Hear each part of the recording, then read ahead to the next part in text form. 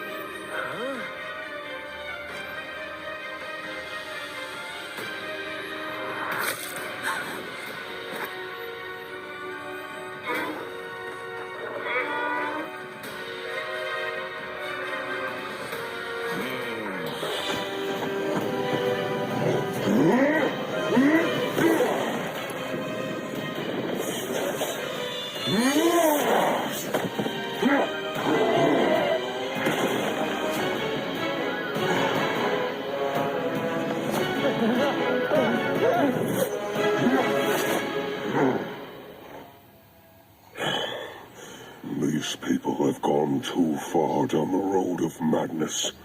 Eventually, this madness will consume them. Greetings, Outlander. I am Zatu, leader of the Hawkwolf clan. I am descended from both sky and land. I've heard legends of your people and stories of your ancestors. Our people were first to inhabit this forest, long before the arrival of the Caledonians. For many years, we lived in peace with them. We do not interact with each other, nor do we violate each other's territories. But their religious zealots have upset this balance recently. They have left marks of desecration in our territory, as they have sought to learn how to manipulate monsters, no matter their purpose. They have destroyed the balance, and must pay the price. Outlander, if they are also your enemy, you must be especially careful. They have many weapons, not only slashers. I must keep tracking them. Perhaps we'll have the opportunity to fight side by side one day.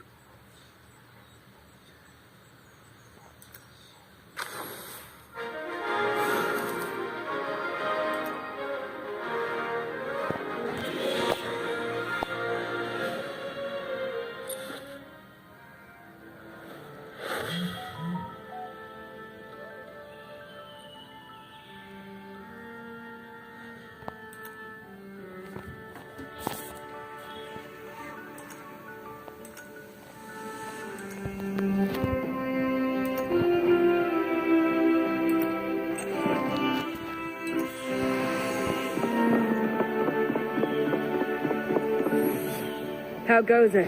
Have you found any clues? Tell me everything you know. You had a direct encounter with the Adventists?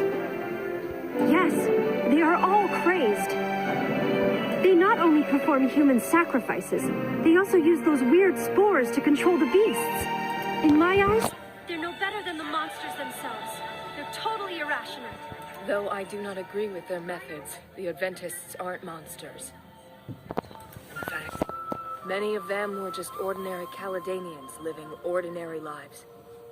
They weren't so different from you Viderans. It was a tragic fate that led them astray. Many of them suffered terrible misfortune and tragic loss. That's why they pin all their hopes on summoning the goddess. Is that why they're willing to sacrifice their own lives? Indeed. The sacrificial ritual also offers a kind of atonement. Atonement? I once had a conversation with an Adventist who had volunteered for the sacrifice. He had committed unforgivable sins, and his mistakes had caused the death of many people. His life had become a nightmare.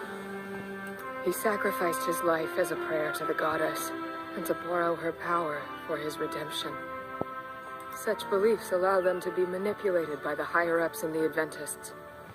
It's ridiculous. Whether or not the goddess exists, it is the ultimate sign of weakness. Blind sacrifice doesn't bring anything back.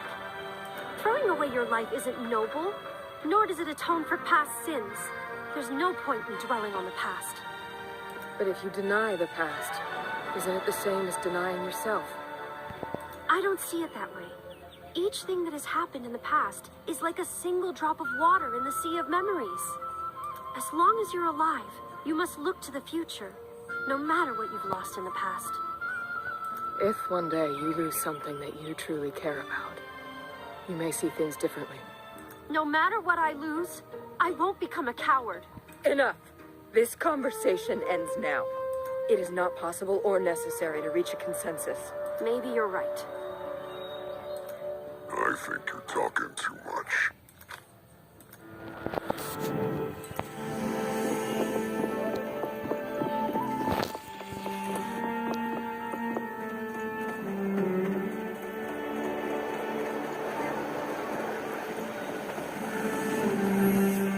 I didn't mean to offend her. I don't know why she got so angry. But she's our guide, and it'll be a problem if she quits. So it's better to go and try to make up.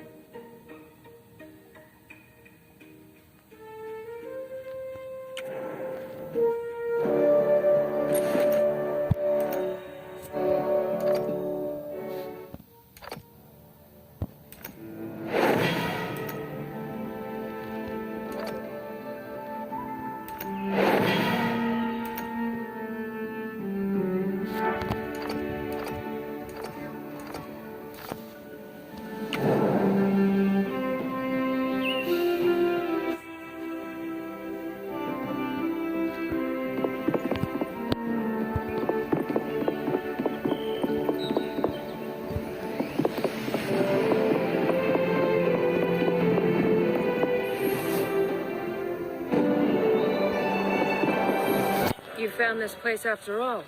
Looks like you're pretty stubborn, too. This dagger, well, it's the most important thing I have. Actually, it was left to me by an old friend. As you can see, I'm a descendant of both Videran and Kaladin. This means that I belong neither to you, nor to them. It also means that I'm not accepted by anyone.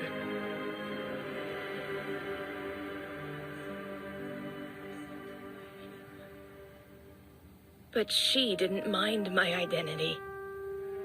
Thus, she became my only friend in Videran.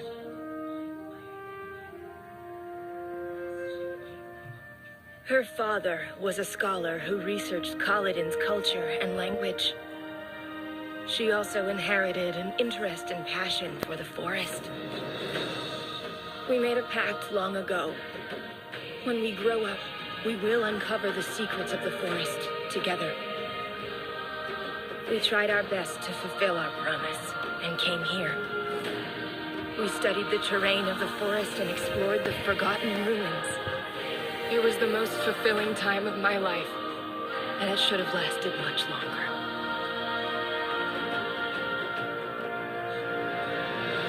However, during one of our explorations, she was assaulted by a beast. She collapsed just like that, right in front of me. I turned to the Caledonian doctors for help, but there was nothing they could do. Their lofty beliefs kept them from stooping to use their Kalar to save her life.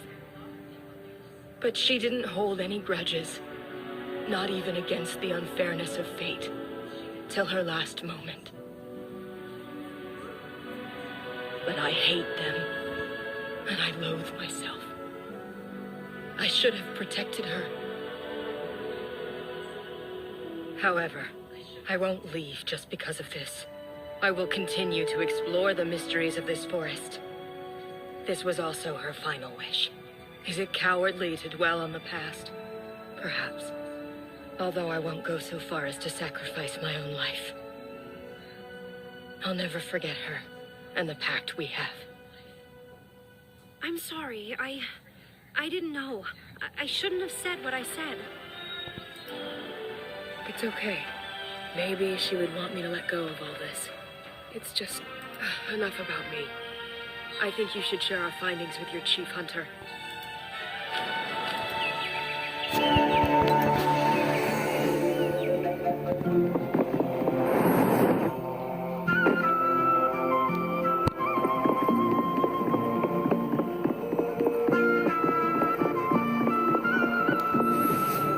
Speaking of the ritual and the heart, I believe they have something to do with the lost Kalar heart. But I know you probably have a lot of questions. Don't fret. I'll take you through the steps.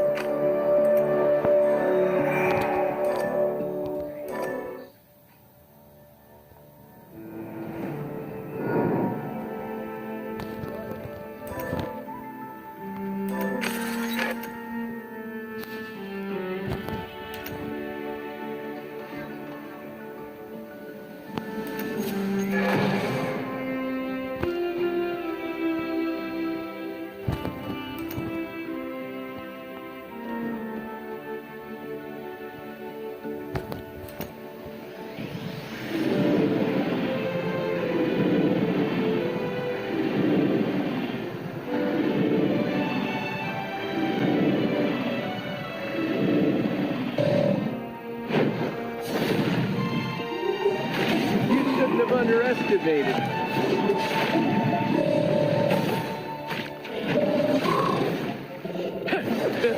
Angry? It is.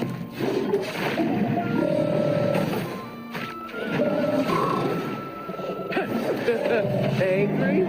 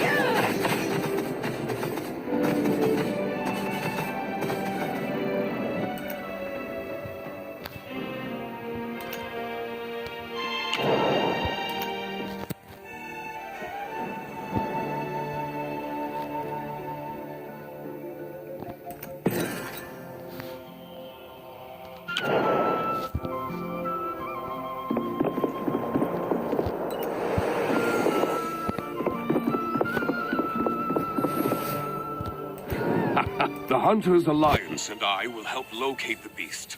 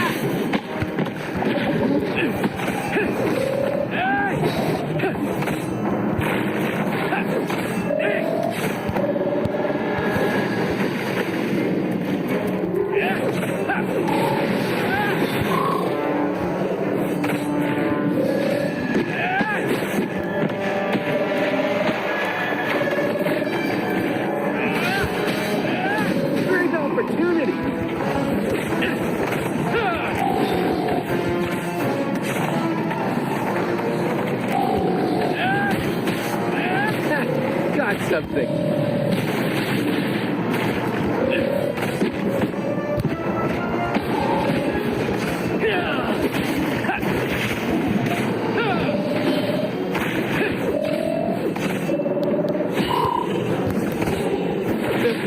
Angry?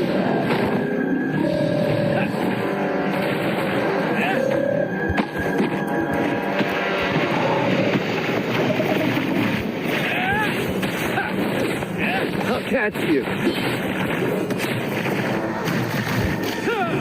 Now's our chance. Oh, that must hurt.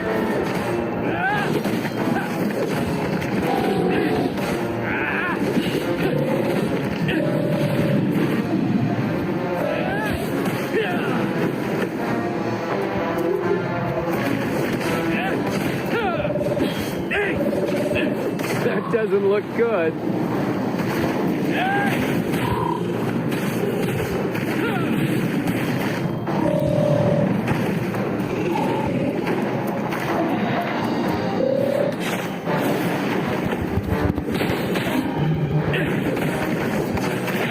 You shouldn't have underestimated me.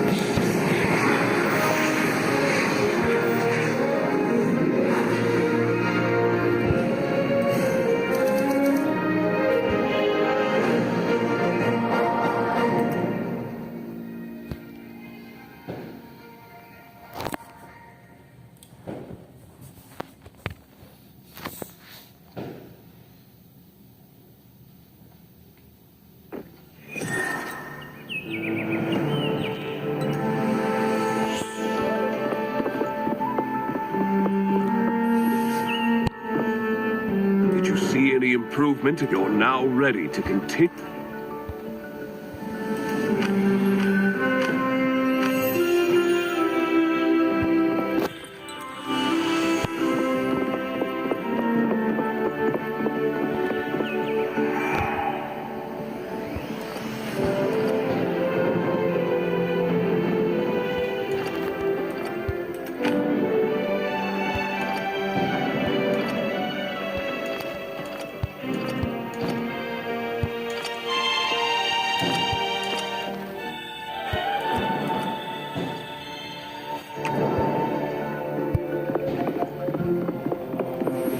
So, you suspect the Adventists. Unlike Ato's group, the Adventists are ruthless.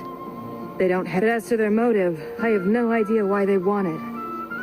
Although, I do recall coming across a saying when I was studying an ancient Caledonian text. When two morning stars meet, the mother of all creation will arrive. If a morning star refers to a Kalar heart, it begins to make sense. If the Adventists know about that ancient text, their goal may have something to do with the Kaladin prayer ritual. That is the only time Ato reveals their hidden Kalar heart.